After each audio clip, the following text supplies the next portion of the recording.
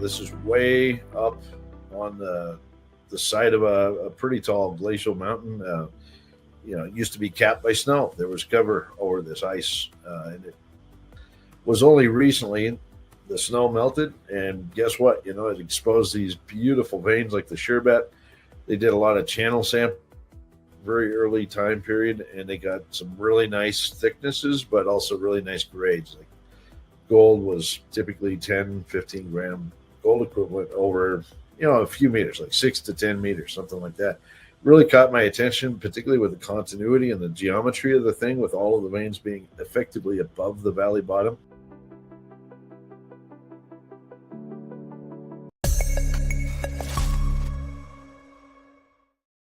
Happy Wednesday, everyone.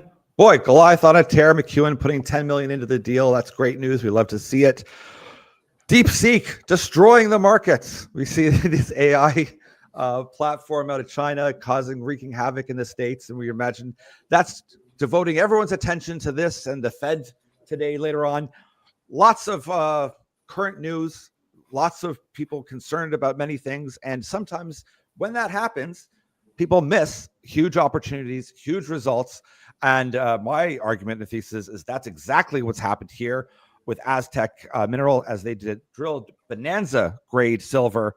I'll let CEO Simon Dyakowski chat a bit more about it. But this is what we love to keep an eye on, is seeing these results come out And especially if no one mentions it or pays attention or recognize it, there's a huge opportunity for people to get in and find out more. And that's what we're here to do. We want to find out exactly what this means, what this means to the plans moving forward, drill targets, what this kind of opens up a new kind of approach, I would think, because those are shockingly high grades.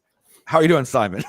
Hey, thanks for having me on and for the great intro there. And yeah, it's been an odd few days in the news cycle, and the micro black swan, I guess, hit us on Friday after close, and I think captured everybody's attention for Monday, Tuesday, and today is Fed Day, so everybody's probably waiting with bated breath to see what Mr. Powell has to say at 11 o'clock with the new administration in charge. So bad luck for us, I guess, and maybe good luck for people that are new to the story. I don't know, but we hit some fantastic silver grades, Bonanza grade by definition, actually Bonanza grade silver and gold by definition. I did look this up. Anything over 34 grams gold is a Bonanza grade, and over any silver that's measured in kilo. So this is kilos according to the internet. That's Bonanza grade. It's huge results. I haven't seen anyone, and I'm pretty good at keeping. I love to use that Mining Hub platform. There, I look at it daily. That's my shout out to them again, because it's free. You can use it, and that it can organize things. I haven't seen it. This is huge. I mean, it's very significant. Not only just the grade, but the intersect over 25.8 meters that in the zone. That's, I mean, what does this mean to you moving forward? And then maybe we'll just kind of take a step back and remind people, here's the thesis, here's what's going on, because this is why I'm here sometimes, I like to think, is to remind people that they've missed an opportunity here. They haven't yet, but that sometimes in all the bigger news out there, headline like this can be missed. And there's an opportunity for people then. Yeah, no, great. Absolutely good points there. Tombstone is a famous place in the United States. It's literally the site of the shootout at the OK Corral, Doc Holliday, Wyatt Earp versus the Cowboys. That all really happened very close to where we're working. And the reason that Tombstone exists is because of the high-grade silver that was mined there, over 150 years ago. Now, since we've acquired our interest in the project, we've been focused on the shallow bulk tonnage, bulk mineable potential of this system, which has yielded excellent results, typically higher than your average heap leach, average production grade of around 0.5 gram per ton. So we've been hitting a number of intersections and zones that have been much higher than that. But we've always been intrigued by this possibility of finding more of the Bonanza grade that made Tombstone famous. And in fact, in 2023, late April of 2023, we announced the results of our first Bonanza grade intersection, which was about 1.5 meters of around 3,400 grams silver, no gold, just silver. And that was huge. The market really, really liked that, responded, in a massive way. I think we were up like 25% on that news. And haven't done any drilling since that program up until last fall, where we've now completed 17 holes. And on the 16th hole, which was a big step out to the south in the new zone, we hit a better grade than that, strictly in silver, of almost 3,700 grams silver, with a high-grade gold zone of 45 grams gold over that 5-foot sample interval.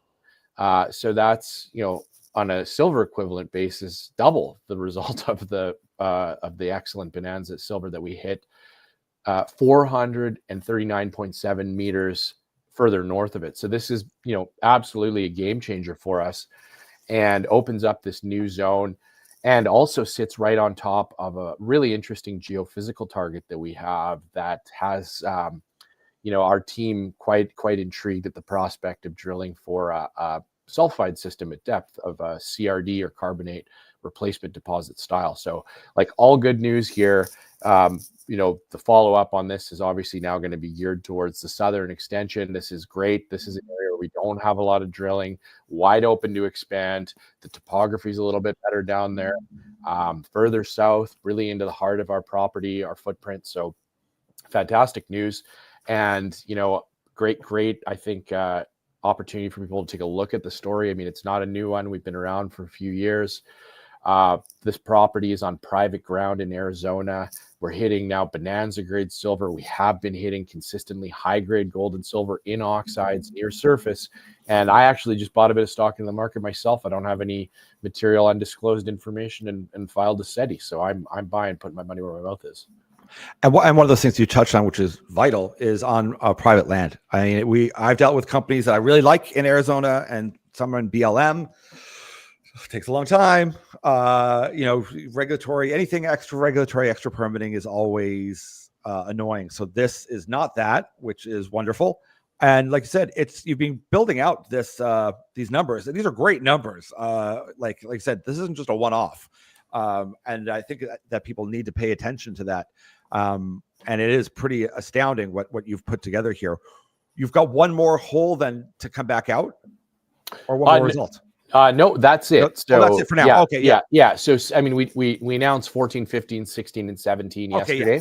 Yeah. But so it's interesting though. So our 68th drill hole, or 67th out of 68 total, has hit the best result. So I think it just goes to show that it's still, I mean, it's 68 drill holes, but it's still fairly early days here. Yes. And, one thing you might ask is about a resource, and, we don't have one yet. And the reason for that is simply that, we're only on hole 68, less than 10,000 meters drilled. It's, comparative to advanced stage projects, it's not a lot. Yeah. Hundreds and hundreds. I mean, I think Goliath's done more than 300 already. So, I mean, it's just a matter of poking more holes. But it must be exciting, coming out of a great conference season, but leading into PDAC, with these kind of numbers, that must be a breath of fresh air to be able to go to people and say, listen, this is what we've got. This is this is what we're honing in on for drilling, and looking to hit a bunch more targets, as many as possible. What are some of the thoughts on moving forward here? Well, very, very preliminarily, we obviously got to drill more. I mean, when you hit something like that, it has to be followed up on. So we're thinking probably around April to get back and drill. Hasn't been announced yet or formalized or approved or anything, but that's actually a great time to go back down there, just from a weather perspective. Get to work before it gets a little too hot. It gets very hot there in the midsummer, so you want to kind of avoid that. The drill, one thing I'd love to just touch on is the drill that we had. It was amazing. Great foreman, great crew. And it really, it met our needs. And what I mean by that is it's very technically challenging drilling in this rock formation. A lot of siltstone, sandstone, fracturing, faulting, things like that. So you really need to have the right machine.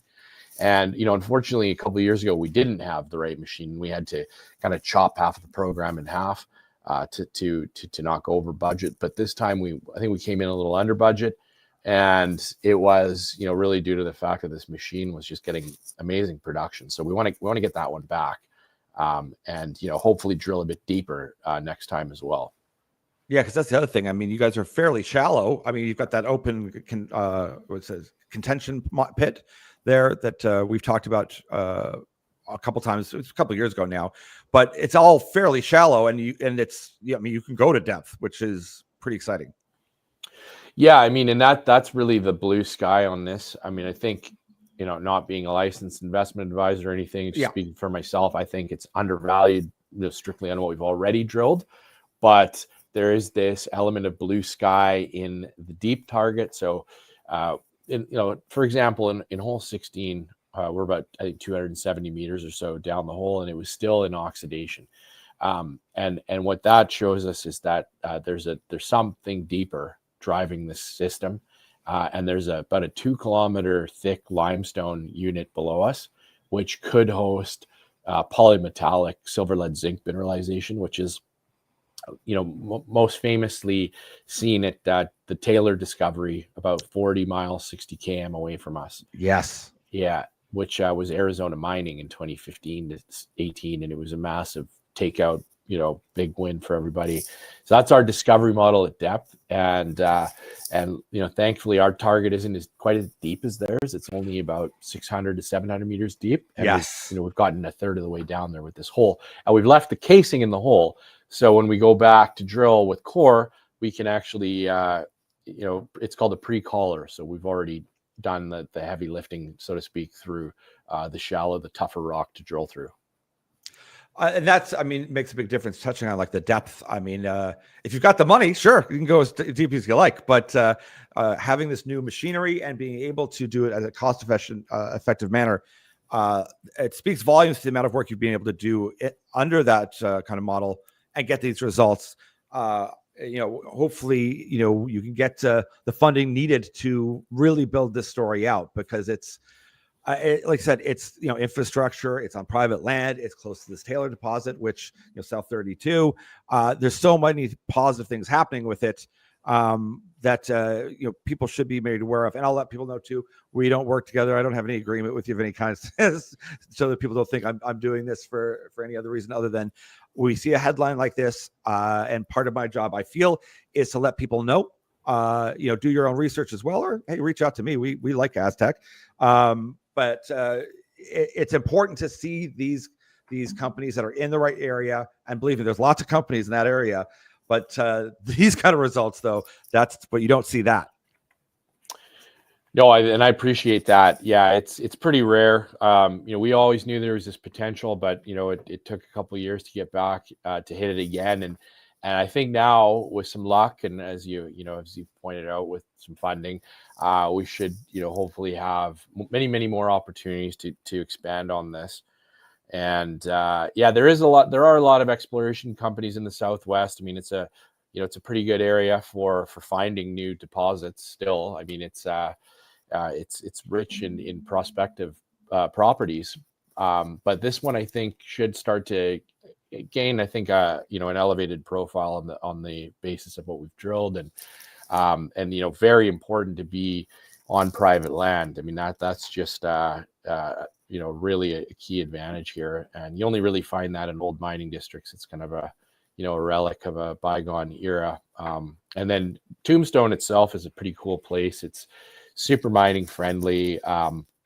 They really leverage the mining lore, for their tourist business there. You've always got people coming in. There's a lot of intrigue. You can go into the tourist mines, people look into the pit.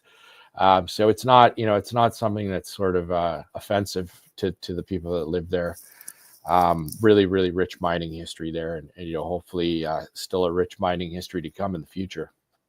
Yeah, and on that note, do you think? Politics is politics, but do you think that there's a lot of upside too when you see comments from Trump saying, if you've got $1 billion project, we're going to make permitting easier? What are your thoughts on that? Although you don't have to worry about a lot of things, but it never hurts if there comes from top down that government is saying, we want business, we're business friendly, we need these critical metals, we need to have all of this. Do you think that is a possibility moving forward, or does that help? Well, it certainly helps just to have the investors have confidence in the industry, and to have a strong endorsement from the top levels is key. I think it'll just bring more capital to everybody, and it'll flow down, and disperse through to all the good projects. So I'm, welcome any support from those that, see that the mining industry is just super important for every aspect of day-to-day life, for everybody, regardless of political leanings or apolitical leanings or whatever. And then, just in terms of what happened last time the Republicans held office, it was I think there was a pretty strong, or I don't know how to say this, but a weak emphasis on a strong dollar. They wanted a weaker dollar, and I think some of the new people in the cabinet also have a bit of a weak dollar view, and that's probably been holding up real interest in the exploration and mining sector, is just fighting this really strong US dollar. And despite gold being literally at an all-time high right now, very little interest in the sector. So if history repeats itself and the new administration wants a weaker dollar, which we'll find out a little bit about more today, or we'll find out a little bit more about it today, in an hour and a half, right? That will be, I think that'll be a big catalyst, macro tailwind that I'm assuming that the generalist investors kind of waiting for what's going to happen with the USD. Yeah, I like I said, that seems to be the big thing today. Never mind the discussions on the AI front, which I think most people, trying to follow AI hype to reality is hard enough. Never mind, you're going to throw in a new model from China, which I would just say I would never even consider downloading on any of my computers, but that's just my own take. Is that so? Could you tell me a little bit about that? Because I just got it just to see what it was all about. I haven't registered yet. So yeah, maybe I should delete it. I mean, and someone will say, well, everything you've got is a spyware, and it's like, that's true, but I kind of liken it to be, well, TikTok's is kind of being forced out to not have its spyware. So magically, as soon as that got resolved, they have this new thing that everyone's going to download immediately because it's better, smarter, whatever, and boom, they've opened up the door again.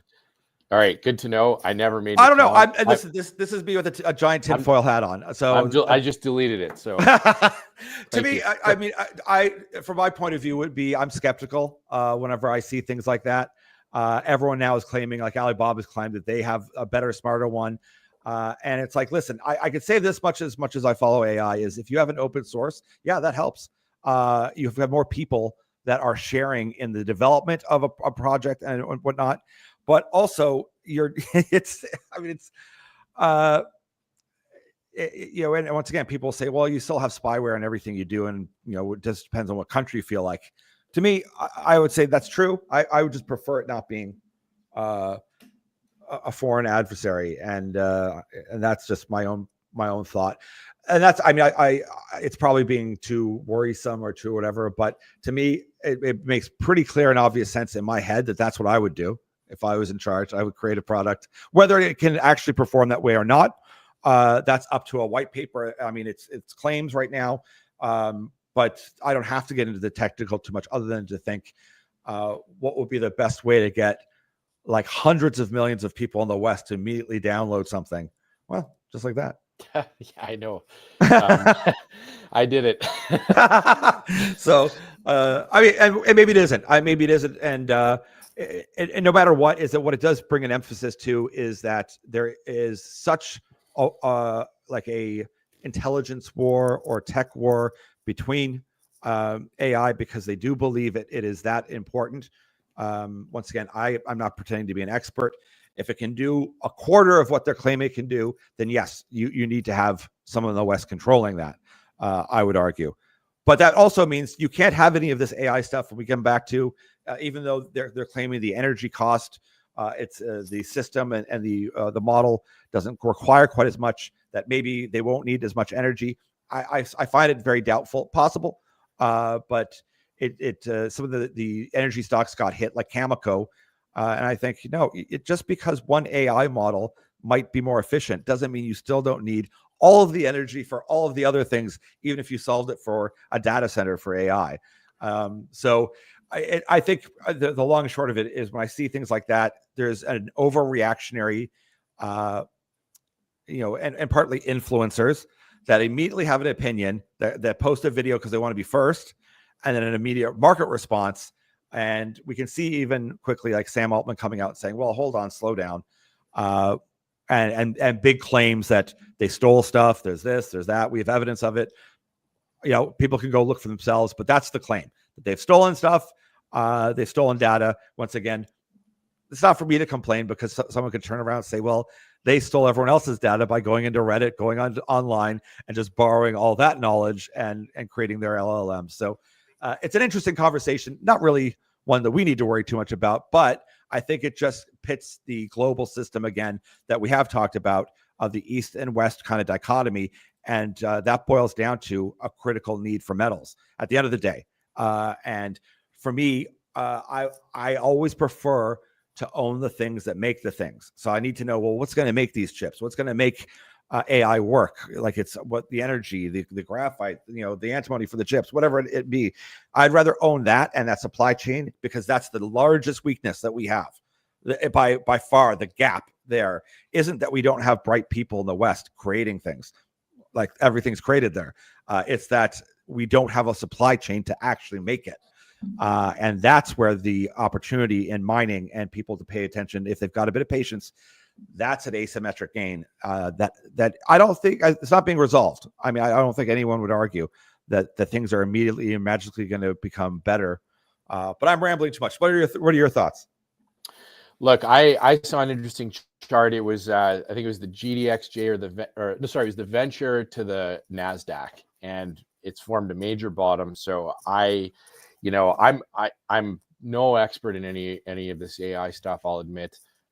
It's very interesting, but I just don't have time to study it myself. I'm focused on sort of treasure hunting in Tombstone and Cervantes. But as it relates to capital flows into into the mining sector, I'm very interested in that. And it was interesting to see the big reaction on Monday, because the valuations in the tech space, Magnificent Seven and everything, they're very, very rich. Yes. And I think that's stealing a lot of not stealing, but it's competing with interest for other sectors. Mining in particular, investors are they're obviously ignoring Aztec, but they're ignoring big companies as well. Everything, yeah. So it's quite an interesting situation that we're in, and maybe we're at with kind of a toppy sell off, really reactionary market to news, whether it's significant or not.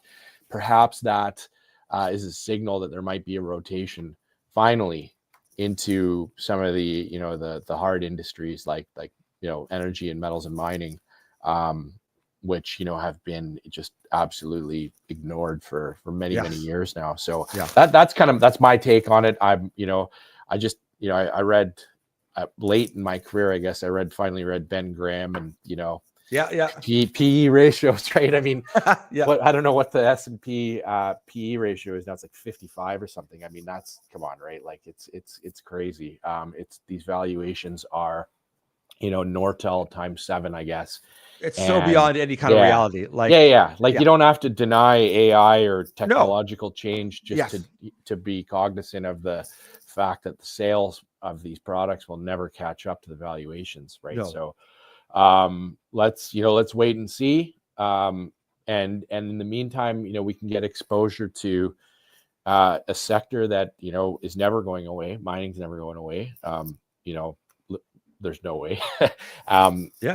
Currency debasement never seems to go out of fashion, right? Nope. It's been 100+ years, and so we can get assets for pennies, half pennies on the dollar.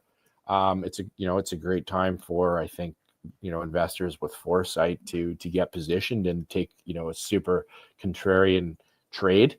And obviously for everybody that sells these stocks, there's somebody buying, and I think they're at this point, people have been beat down for so long that the people that are buying have some pretty good foresight. So I'm optimistic, always am, but it's quite interesting, and let's see what Chairman Powell says today, and over the next year will be super interesting, right? I mean, the dollar index at like hovering around 110, and I just think that the U.S.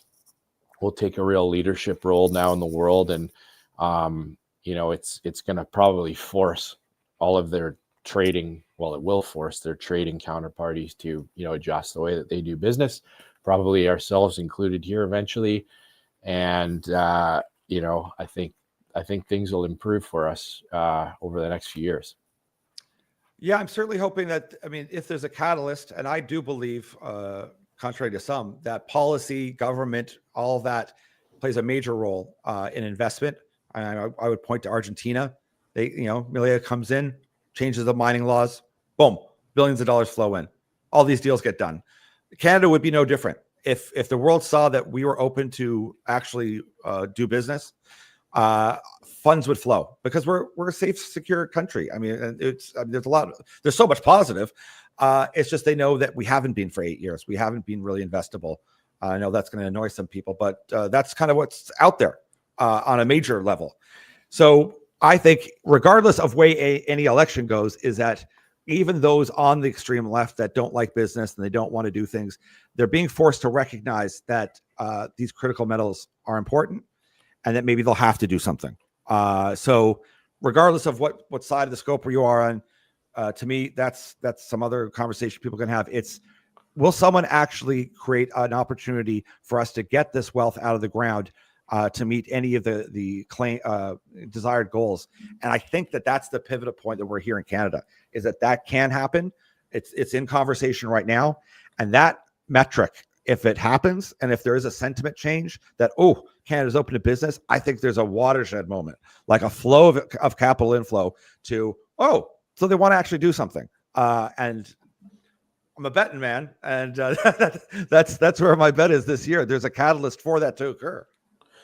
It's a great. I mean, I think it's a great bet, right? I mean, it's just the momentum shifted in such a manner. I think it's inevitable, right? I mean, stock market, everything's momentum driven. I think geopolitics is momentum driven as well, and it'd be pretty hard to go against the grain now if you're a secondary player. You know, if the U.S., when they were going in the direction that they previously were going, then it kind of made sense what was going on in Canada and in various other places in the West. But I don't think that's going to be very popular going forward. And yeah, I mean, our projects aren't in Canada, but the capital is formed in Canada, and it's been totally hollowed out, right? I mean, the volumes have dried up.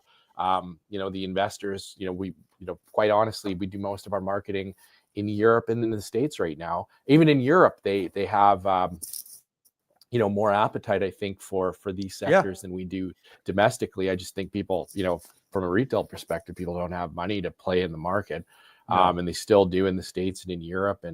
And a lot of people acknowledge that Canada is pretty unfriendly to resource development. Right? I mean, it's pretty obvious, and it's everybody loves the word sustainability. Well, if you're our economy is not sustainable. It's not sustainable to have these resource riches, most of the time in the middle of nowhere, and to just landlock them, right? I mean, that is unfathomable, and it's not sustainable. So, it'll come eventually, and I think eventually it'll be pretty soon. Maybe we'll be the next Argentina, and the money will flow back into the venture and the TSX, and capital will flow efficiently to where it's needed and creates positive returns. Yeah, because it is frustrating sometimes. You see, like, Saudi Arabia announces they're going to invest hundreds of billions into mining. It's not coming to Canada. It should. China is the other country that will put a huge amount of money into mining, but we can't take that money here in Canada. Now, that's, once again, you can think that's right or wrong. But it's, to me, is that if you're going to block countries from investing in us, then that, I think the onus then is, then the country itself should step up and put the money forward then. Yeah, I mean, sure. But I mean, capital is mobile. Bretton Woods ceased 50 plus years ago. So, I mean, it makes no sense to live in an era that no longer exists, to think that, that you can control the flow of money around the globe. I mean, you just can't. The market is far too efficient. Technology is advanced to a greater degree. The laws have changed, and the money's going to go where it's wanted. Yeah, and we've seen that, and that creates, I think, just a spectacular opportunity. I don't think when things change here in Canada, where we both are, it will probably be too late to make money. You know what I mean? The market is always a few months ahead of these changes, and I think it's a lot closer than we think. And so, myself, I'm an investor in lots of things that I'm not a principal of or whatever, and I'm looking at opportunities now, right, to see where can I try to make money when things shift a little bit here, policy wise. And I just want to remind people, because as we were talking, the viewer rate keeps on growing, and I'll just remind people that you guys, Aztec, it was, which we were talking to Simon Dyakowski, CEO of Aztec. You guys drilled Bonanza-Grade Silver of 7,269 grams per ton equivalent silver over 1.52 meters in a zone with 569 grams per ton silver over 25.8 at the southern extension of contention zone at the Tombstone Project. So I just wanted to bring that up again for new people that they're wondering the context under which we're talking about is those are huge. That's a huge assay result. Fantastic. And because of all of the chaos, all of the news, all of what's going on out there, maybe slipped through people's radar. And I'm here to kind of shout out to remind people, hey, there's projects like this hitting, like these are significant, pay attention numbers. And congratulations to that. So moving past this, yeah, I mean, thanks. I Oh, go ahead. Go ahead. No. I just was saying thank you. Oh, sorry. I think I timed out there for a second, but so I just wanted to remind people what the overall context of this talk about was, and I'm here to kind of shout out to any company that hits results like this because it's a win for everyone, and it is. I look at it as a bigger context of the West and its desire to have a logistical supply chain of critical metals. You've got a polymetallics, materials there. Whether it's silver for solar panels and all of the other industrial use that silver has, whether it's gold for the FIA discussion, these are key. All of these are key points and themes that people are aware to talk about. They know about debt devaluation. They know that gold has gone up significantly. Now they're not. I would argue, and I'm not giving you financial advice. People in the West don't own enough gold. They don't pay attention to it because it's far too exciting to think about. Elon Musk is making robots and there's going to be 10 million of them in a couple of years. I don't know if there will or not, but I like to remind people, if you don't like the EV story and you're sick of it, say you're on the right side of things, you're looking forward to drillability drill, you're still open to, they're going to have all these AI models and robots. That still means you're going to still be, it's massive amounts of metals, lithium for the batteries to make these robots do anything. So the narrative isn't shifting just because there's new power structure coming into play. These critical metals are key. Trump created that list. That's not going to change. And I think people, if they have a bit of patience and not try to go too much momentum trading and position themselves to, like you said, when it moves, it's going to move and you're going to be too late. Might as well start putting some effort now, snooping around and looking at companies that have scale results and that are really hitting it out of the park. Yeah, and just maybe if I could add an anecdote, because you mentioned there that it doesn't seem like the investors in the West are paying any attention to precious metals. And so I actually, every once in a while, try to go into Vancouver Bullion Currency Exchange. And just, I buy a little bit of precious metal, just, nothing meaningful, but just to keep myself honest. Right. And I always ask the tellers, any insights into traffic, who's buying this? Because most of the time it's people, going on holiday or whatever, getting some pesos or euros or whatever. And even with gold at 27.60 or whatever we're at now, 50, on the weekend, the fellow there said, really no interest. I'm not seeing much buying or selling outside the norm.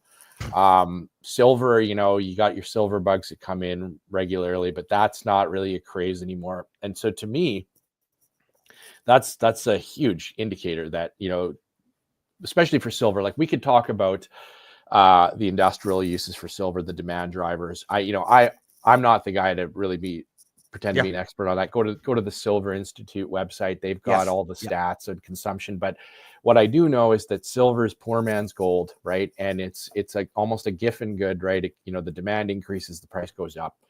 And it's still sitting significantly below its previous high in 2011. And I just think that, historically, the silver price has always followed gold breakouts. Gold has broken out. It's consolidated the move quite nicely. To me, I'm not a professional chartist or anything, but it looks like a long-term cup and handle formation. It looks like it's going to go higher. Who knows why, but it looks like it's going to go higher. There's been massive buying by central banks over the last year. Like, this is a story that has completely gone underreported and really ignored. Bitcoin, I don't know what the market cap is now. It's something like 2 trillion, and people get excited when it gets over 100,000, and you know, that's awesome. Everybody that was in there early made money, and I'm happy for them. But you know, they get fixated on this gold versus Bitcoin, and they're excited that it's a 2 trillion market cap. Okay, great. But the gold market cap itself moved up like 35% to like, you know, from 14 to 20 trillion dollars in 1 year. Yeah.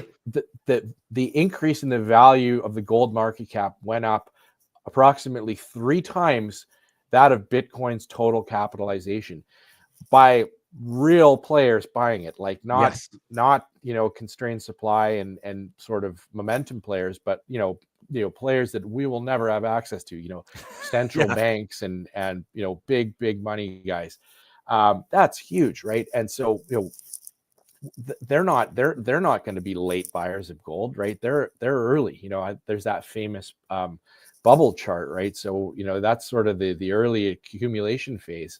And so, anyways, relating it back to our high grade silver hit, retail investors and you know, no smart, I call them high net worth, smart, you know, early investors. They love silver because they know that it's got this leverage to the gold price. Gold has already broken out. Chances are it goes higher, and silver will catch that bid. And that bid, you know, I think could take it above $50. And I remember when it hit $50 last time, you know, the proverbial slogan or whatever, when the cab driver tells you about silver. Well, I had that experience in 2011. I was in a cab heading home, and the cabbie was telling me to buy silver, and that was the peak. That was it. It was like $50. We're not anywhere near that. Nobody is buying this stuff. There's no more silver squeeze. It's not on the internet. No one cares. And it's, you know, they will care. I think they will care very shortly. Excellent. Well, we're going to get going here. Simon, it's always great to talk to you because we love the perspective you have on markets, on the economy, on things moving forward. And we really like it whenever we see, you know, friends that hit huge numbers like this, and they deserve a shout out. And, you know, I encourage people, like always, to, when they see results like this, to start asking questions and then start thinking, okay, well, what does this mean? Like, what have they done before? And as you mentioned before, you've had Bonanza results before, and then to even reach out to you and say, listen, what does this actually look like? Like, what can this, you know, become? I think these are important chances that people have. And, you know, being at all these conferences, Rick Rule, you know, he always says it. This is the only sector, or one of very few, where you can actually get a hold of CEOs. They'll talk to you, like you're approachable. If I try to call up some AI company, they're not gonna talk to me. It doesn't matter, even if they're the smallest one on the planet. They're not gonna speak to me. They won't even respond to an email. So this is one where it's critical. People are starting to realize that it's critical on whatever angle you want to take, whether it's industrial, whether it's FIA, whatever angle you want to take, and you have access to the largest market, which is Vancouver, for exploration companies and mining companies, with CEOs who are willing to talk to you. And that's, and then someone who has had fantastic results. And the stock is, I would say, you know, once again, not giving financials, cheap, super cheap. So reach out to Simon, reach out to me. I'm happy to pass you along to Simon as well. If you've got any questions as well, we can direct them to him. But congratulations again, Simon. Those are huge numbers. It's a great result, and we look forward to see what you know, targets come out, what the next move is, and we're going to be paying very close attention. Hey, well, I really appreciate it. And if anybody's interested to chat, you know, our website's aztecminerals.com. Email simon@aztecminerals.com. And if you want to phone me, 604-619-7469. And I really appreciate the opportunity, Andrew, and you know, have a great day and rest of the week here. Perfect. And once again, reach out to me as well. I can send you Simon's number since he's already given it out. All right, everyone. Appreciate it. Simon, congrats again. Way to go. And enjoy the rest of the day here. Thanks. Cheers. Bye. Bye-bye.